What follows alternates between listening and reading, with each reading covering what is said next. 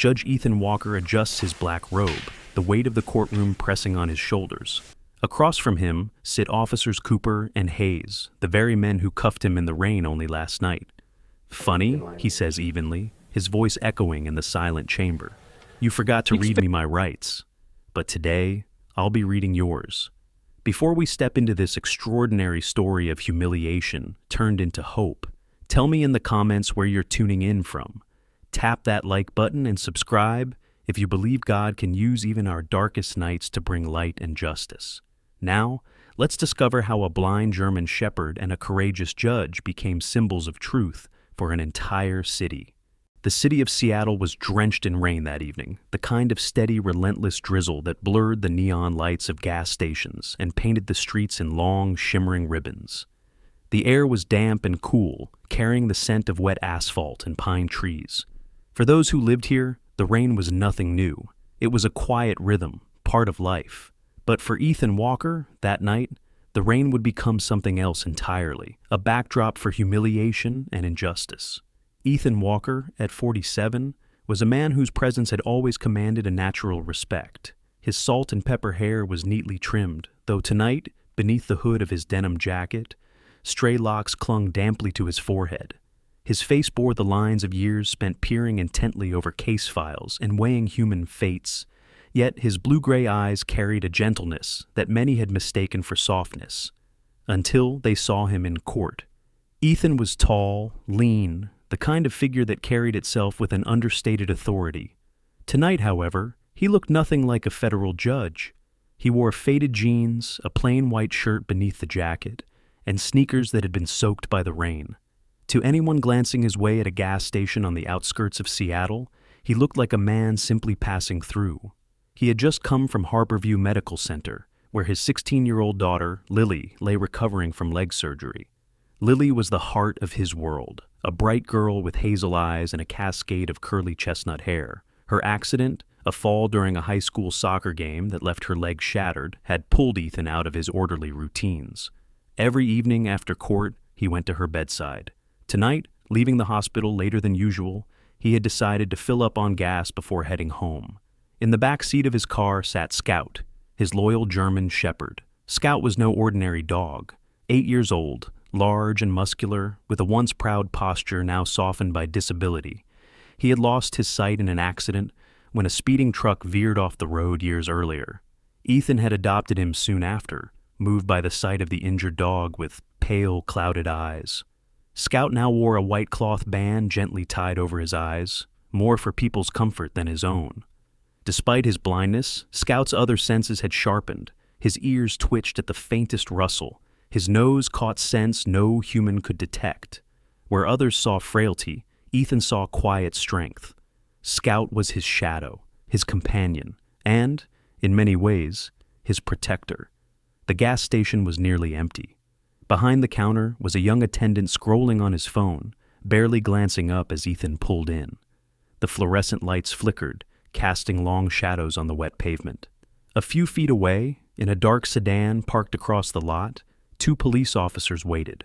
Officer Ryan Cooper, 26, was sharp-jawed, ambitious, and eager to prove himself. His uniform was immaculate, his brown hair clipped short, his posture rigid. He carried with him the intensity of a man who had grown up constantly reminded by his father, also a cop, that weakness was not an option. His partner, Officer Tyler Hayes, 24, was broader, his sandy blonde hair curling damply at the edges of his cap. Unlike Ryan, Tyler had an easy grin and a tendency to follow rather than lead. But both men were young, both were under pressure, and both were restless on a rainy night with little action. When Ethan stepped out of his car, pulling his hood tighter against the drizzle, Ryan's gaze sharpened. He muttered something to Tyler about a recent report. A robbery suspect, described only as a tall man in a dark hoodie. The vagueness of the description didn't bother Ryan. He wanted a stop, wanted numbers, wanted the feeling of doing something. Tyler shrugged, and that was all the encouragement Ryan needed. Ethan slid his credit card into the pump, barely noticing the patrol car easing forward. Scout let out a low growl, ears pricked. Ethan glanced down, resting a reassuring hand on the dog's head. "Easy, boy," he whispered, assuming Scout was reacting to the attendant's movement inside. The officers approached with brisk steps. "Sir," Ryan called out, his tone already edged with authority. "Can we speak with you for a moment?" Ethan turned, puzzled. He removed his hood, revealing the streaks of gray in his hair, the tired but clear eyes. "Is there a problem, officers?" Tyler shifted uncomfortably, but Ryan pressed on. "You match the description of a suspect we're looking for. I'm going to need to see some ID." Ethan's brows furrowed. He reached slowly into his jacket, producing his wallet. "Of course," he said calmly, "but I think you'll find I'm not your suspect. My name is Ethan Walker. I'm a federal—" "Hands where I can see them," Ryan cut him off sharply. The rain pattered louder against the concrete, filling the silence that followed. Ethan froze, his wallet still half raised. Scout growled again, a deep rumble that made Tyler glance at the dog nervously. "Is that thing going to be a problem?" Tyler muttered.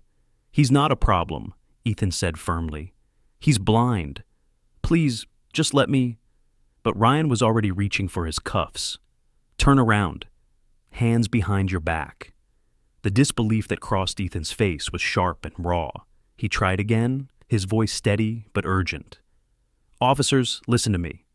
I'm Judge Ethan Walker. I just came from the hospital visiting my daughter. If you'll allow me to—" Ryan seized his wrist, twisting it behind him. The cold bite of handcuffs snapped shut. Ethan staggered slightly, the rain dripping from his jacket, his dignity crumbling in the neon-lit silence.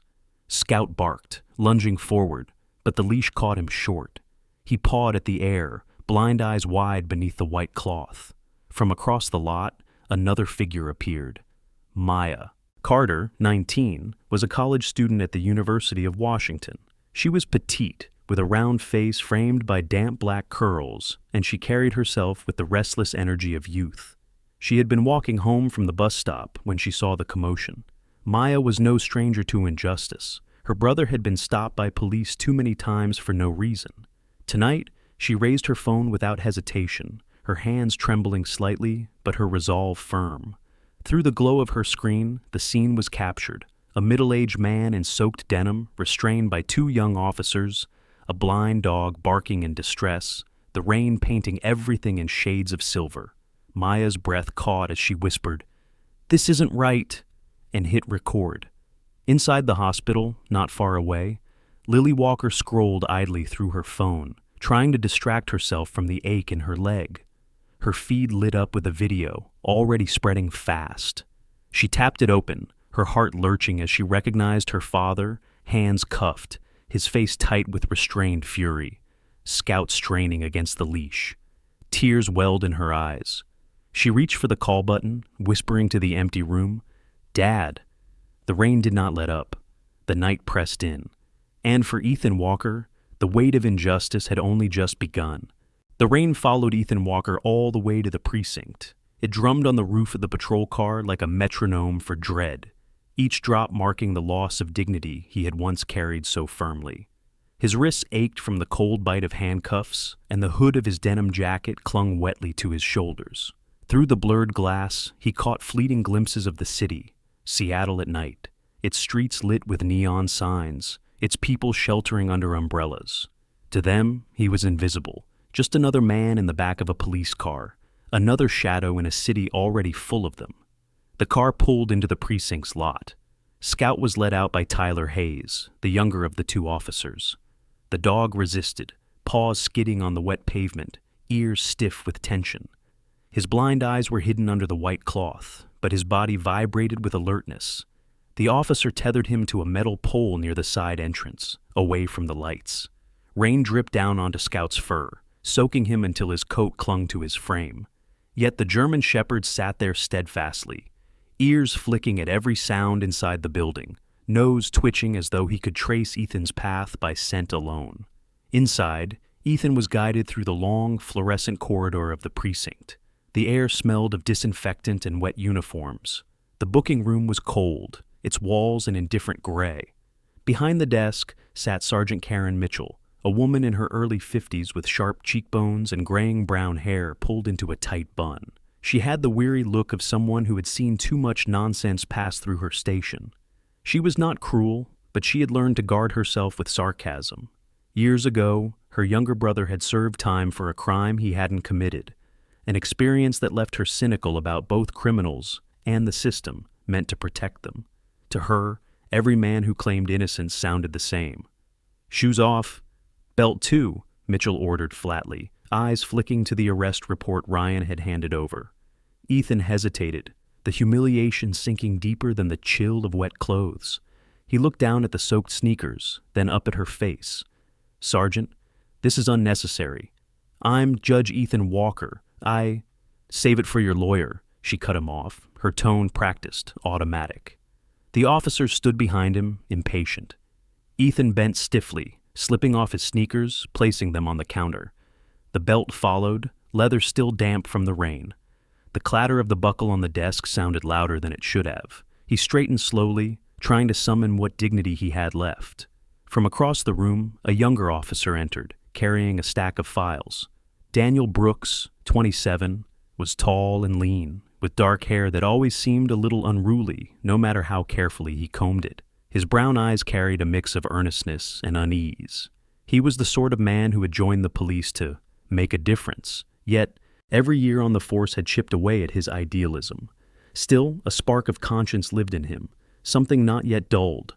As he looked up from his papers, recognition flickered across his face. He froze. Ethan Walker. There was no mistaking him. Years earlier, Daniel had sat in the back row of a constitutional law seminar at the University of Washington, where Judge Walker had been invited as a guest lecturer. He remembered Ethan's calm, precise words about due process, about the balance of freedom and authority, words that had once inspired him to wear a badge with pride. Now here that same man stood, stripped of shoes, his wrists raw from cuffs, treated like a common criminal. Daniel's throat tightened. He tried to hide his reaction, but Ethan's eyes met his, and for a fleeting second, recognition passed both ways. "Officer Brooks," Ethan said quietly, voice hoarse but steady. "We've met before." Daniel shifted uncomfortably, glancing toward Ryan and Tyler. "Sir, this isn't—" He faltered, caught between memory and loyalty to his colleagues. Ryan shot him a look, sharp as a blade. "Don't get involved, Brooks. Just process him." The words hung heavy. Daniel nodded stiffly, but his mind churned. The man he admired was now being paraded as guilty before proven innocent. Outside, the rain showed no mercy. Scout lifted his muzzle skyward, raindrops rolling off his fur. He whined softly, straining against the leash, ears tuned toward the muffled echoes inside. Passers-by occasionally paused to glance at the blind dog tied in the rain, but none lingered long enough to ask questions. Scout waited, patient and loyal, though shivers ran through his frame. Meanwhile, across the city, Lily Walker lay in her hospital bed, the pale glow of her phone illuminating her face. The video Maya Carter had recorded was now viral. Within hours, it had gathered hundreds of thousands of views, shared with furious captions and hashtags. Lily's hazel eyes filled with tears as she read the words. #Justice for Walker. It had started with a single student's post, but already it was catching fire. Her best friend Emma Johnson appeared at her bedside. Emma, 16, was tall and lanky, with freckles scattered across her cheeks, and a messy ponytail that never seemed to stay neat. She had a stubborn streak, a product of growing up with parents who often dismissed her opinions. That had given her a fierce loyalty to her friends, and she had long been Lily's most vocal defender. "Lily, look at this," Emma said, holding up her own phone. "People are sharing it everywhere. Twitter, TikTok, even some news blogs picked it up already." Lily wiped her eyes, her voice trembling. "That's my dad, Em. They're treating him like he's a criminal." Emma squeezed her hand firmly. "Then we make sure the world knows he isn't." By midnight, the two girls, along with Maya, who had rushed to the hospital after, realizing the connection, were working on turning outrage into a campaign. Maya was quiet but determined, still shaken by what she had filmed. Together they drafted posts, rallying others under the banner #Justice for Walker. Messages poured in from strangers, from community activists, from students who remembered Ethan's lectures. In the precinct, Ethan was placed in a holding room. The door clicked shut, leaving him alone under the humming fluorescent light. His mind raced, not with fear for himself, but for what this humiliation symbolized. He thought of Lily, of how she might see him now. In the hallway, Daniel Brooks lingered, unable to shake the weight pressing on his conscience. He remembered the lecture hall, the way Judge Walker had spoken about the Constitution as though it were alive, something fragile but worth protecting. Daniel had joined the police to honor that. Now he stood at a crossroads. Obey his superiors or honor the very principles that had led him here. He glanced once more at the closed door, at the man inside who had once inspired him. The storm outside raged on, but inside Daniel Brooks's heart, another storm had begun. Morning broke with a muted light over Seattle, filtered through the thick clouds that refused to leave the sky. The rain had softened to a mist, clinging to the glass windows of the courthouse like a veil. The air was cool and tense, as though the city itself was holding its breath. Inside, the federal courthouse buzzed with an unusual hum of anticipation. Journalists lined the steps, their cameras poised, their voices sharp as they exchanged updates about the viral video that had spread like wildfire overnight. It was not just any case that brought them here. It was the spectacle of a judge, humiliated in public, now returning to his bench to preside over matters that had suddenly become inseparable from his own ordeal. Ethan Walker stood alone in his chambers before the session began. He had changed into his black judicial robe, the fabric heavy but familiar. His face in the mirror betrayed the fatigue of a sleepless night. Shadows under his eyes told of hours replaying the events, of thoughts circling around his daughter's tears and his community's outrage. Still, his back was straight, his salt and pepper hair combed, his jaw set with quiet resolve. A knock on the door interrupted his thoughts. It was Margaret Lane, his longtime clerk. Margaret was in her late 50s, short and round-shouldered, with thinning auburn hair pulled back into a bun. Her reading glasses dangled from a chain around her neck. She had worked beside Ethan for nearly a decade, a meticulous and no-nonsense woman who valued routine. Years earlier, the sudden death of her husband had left her with a certain steel in her demeanor, gentle but unyielding when it came to protecting the dignity of the court. "They're ready, Judge Walker," she said softly, her tone betraying a hint of concern. Ethan nodded. "Thank you, Margaret." As he stepped into the courtroom, the murmur of voices hushed. Reporters scribbled notes, cameras clicked, and all eyes turned toward the bench. Ethan's robe swirled around his legs as he walked, and though he felt the weight of scrutiny pressing down on him, his stride was deliberate. Seated at the defense table were the two officers, Ryan Cooper and Tyler Hayes, the very same men who had cuffed him the night before. Ryan's jaw was clenched, his brown eyes flashing defiance, while Tyler shifted uneasily in his chair, his youthful bravado dimmed under the glares of the audience. Beside them sat their union attorney, Thomas Riley. Riley was in his early 40s, tall and broad-shouldered, with slicked-back black hair and a perpetually furrowed brow.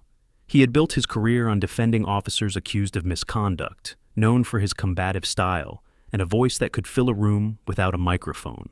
Riley rose almost immediately, his booming tone filling the chamber. "Your Honor, with all due respect, we must move for your recusal. You were directly involved with these officers less than 24 hours ago.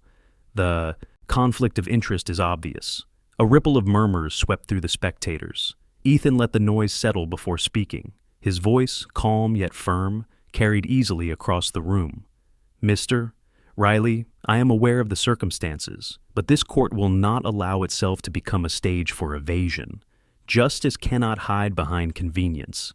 I can and will remain impartial." Riley bristled, but Ethan's steady gaze silenced him. The courtroom, already taut with tension, seemed to grow stiller, as though everyone waited for the weight of his words to fall into place. Just then, the doors at the back opened. A hush spread as Scout entered, guided by Daniel Brooks. The German shepherd, blind but regal in his way, padded across the floor, his white cloth eye covering stark against his dark fur. His ears were pricked, his steps steady despite his blindness. When he reached Ethan's side, he lowered himself onto his haunches, sitting solemnly near the bench. The sight was both heartbreaking and profound. A blind guardian beside a man seeking justice. Photographers' cameras clicked furiously. Within minutes, images of the dog sitting nobly in the courtroom began to circulate across social media, further fanning the flames of the already viral story. Outside the courthouse, a different kind of gathering unfolded. Lily Walker, still in her hospital-issued wheelchair, had insisted on being present. She wore a blanket over her lap, her curly chestnut hair still tangled from restless hours. Flanking her were her closest friends, Emma Johnson, freckle-faced and fiery, and Maya Carter, the student whose video had captured the arrest. Together they had organized a candlelight vigil on the courthouse steps. Dozens of students held candles, their flames flickering in the damp air. Homemade signs bore slogans: "Justice for Walker," "Stop Quotas," "Start Justice," "Accountability Now."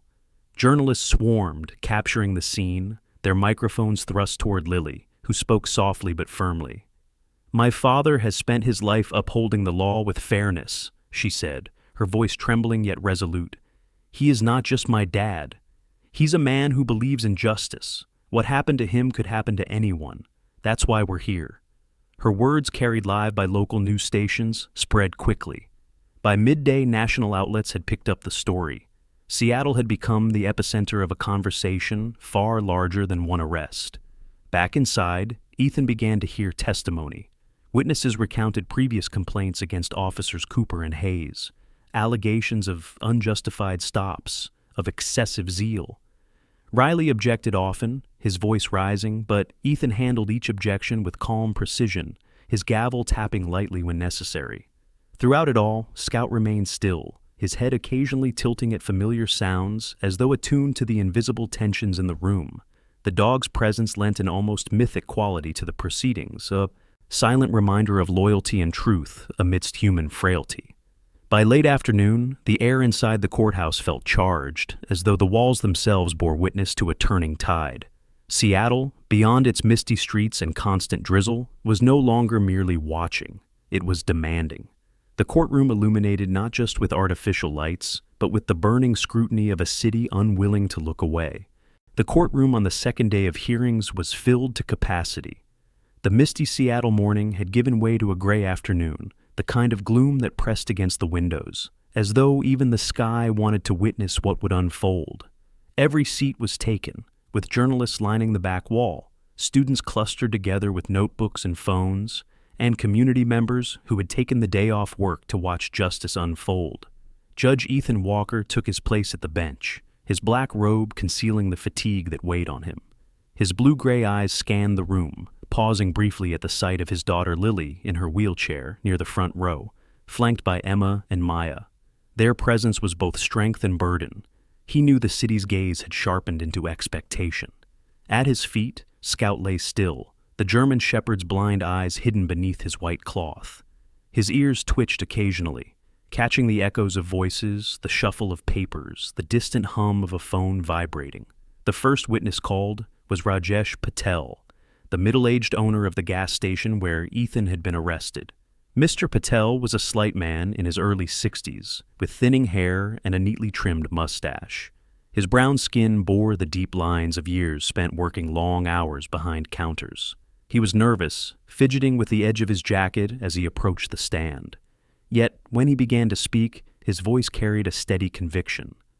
"I reviewed my cameras," Patel explained, adjusting his glasses. "They show officers Cooper and Hayes speaking near the pumps.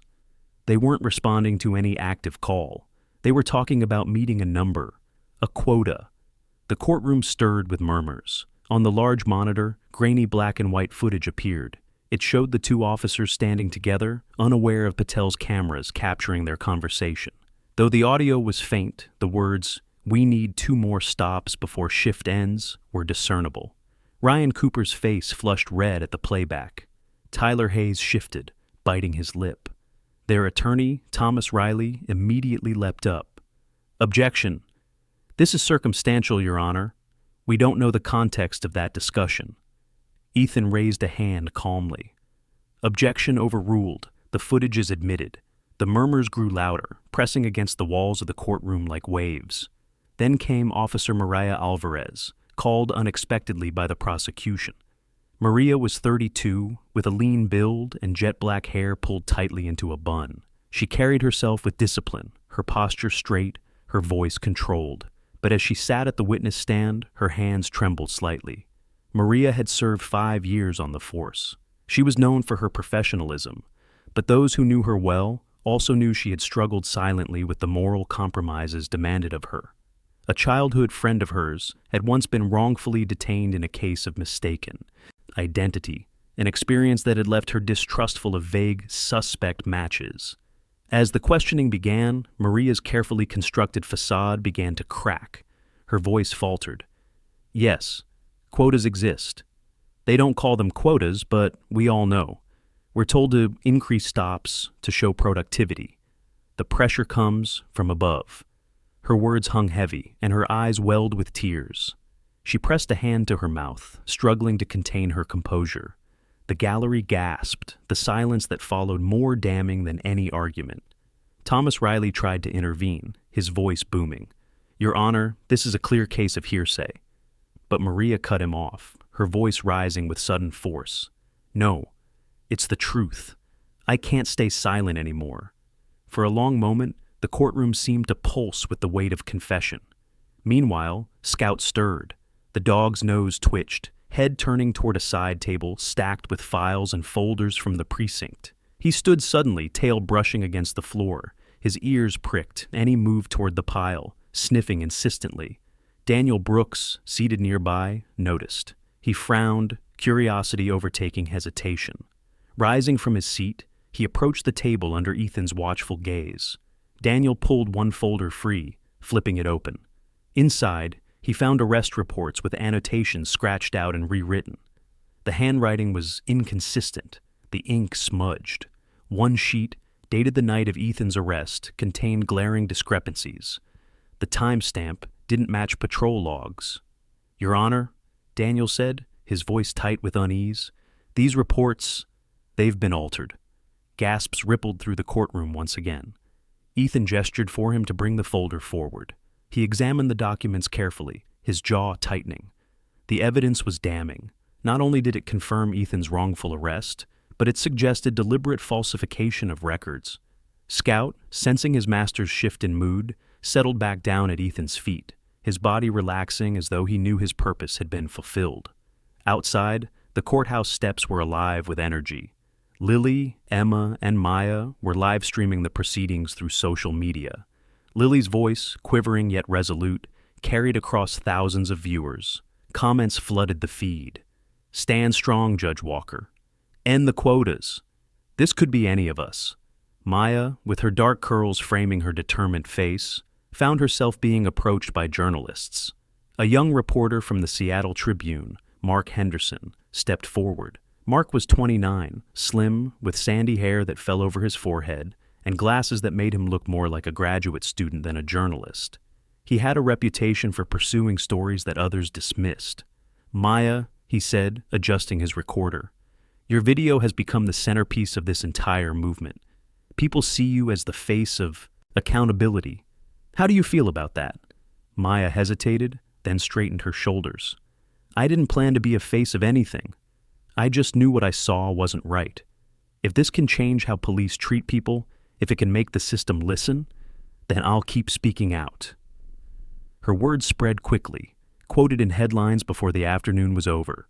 The movement had found not only its spark, but also its voice. Inside, as the session adjourned, Ethan leaned back in his chair, the weight of revelation pressing against him. The truth was beginning to surface, no longer whispers, but evidence, testimony, confession. And in that truth lay both danger and hope. Seattle outside was no longer just wet with rain. It was alive with fire. The courtroom was silent as the final day of hearings began.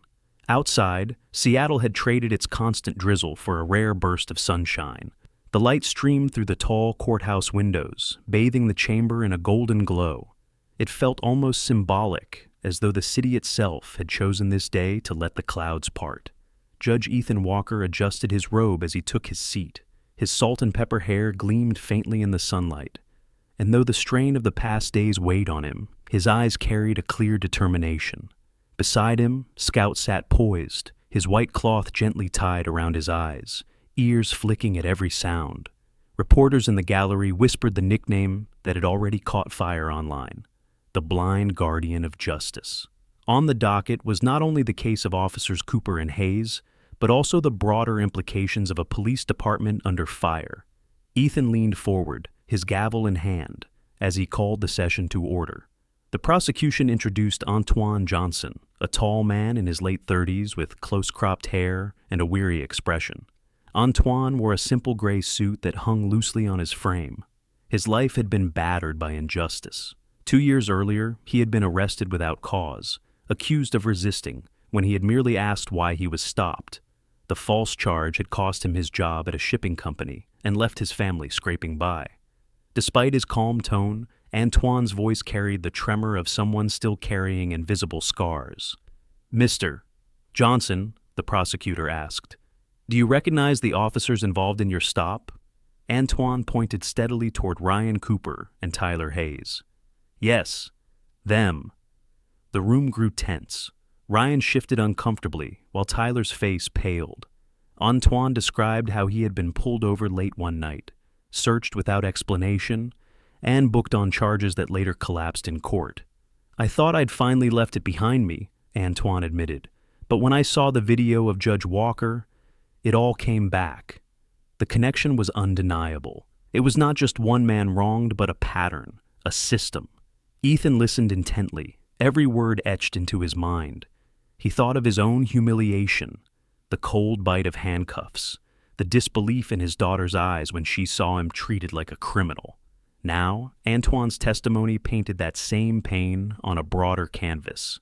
Defense attorney Thomas Riley fought to disrupt the momentum, objecting with booming authority, but his words were losing weight. The tide of evidence, camera footage, altered records, testimony from within the department, was undeniable.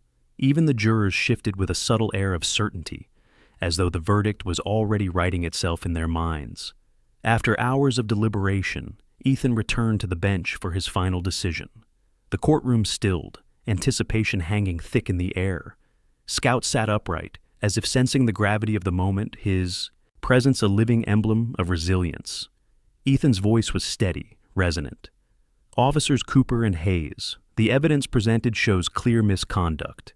You are hereby suspended for 6 months without pay and will be required to undergo retraining focused on constitutional rights and community relations."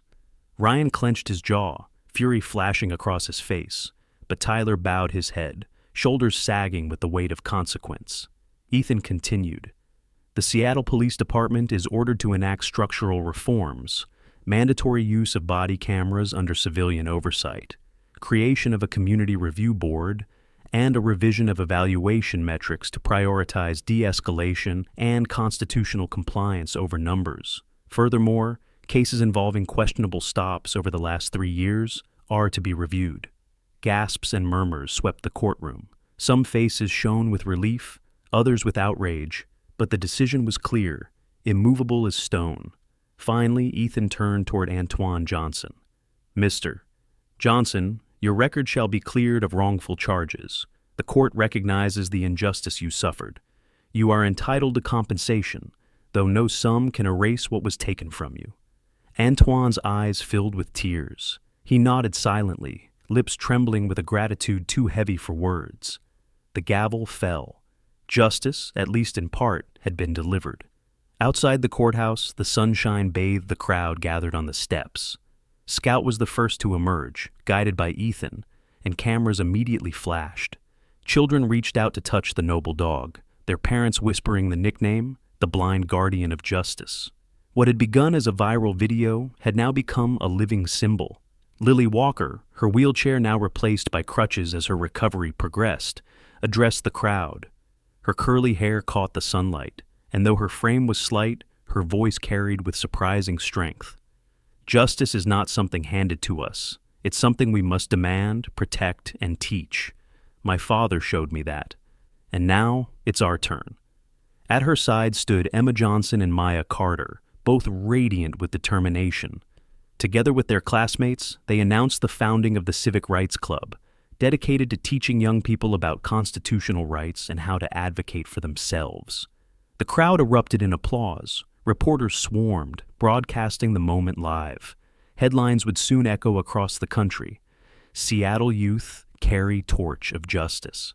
As the day waned, Ethan walked with Scout along the shores of Lake Washington. The sun was dipping low, painting the water with streaks of orange and gold.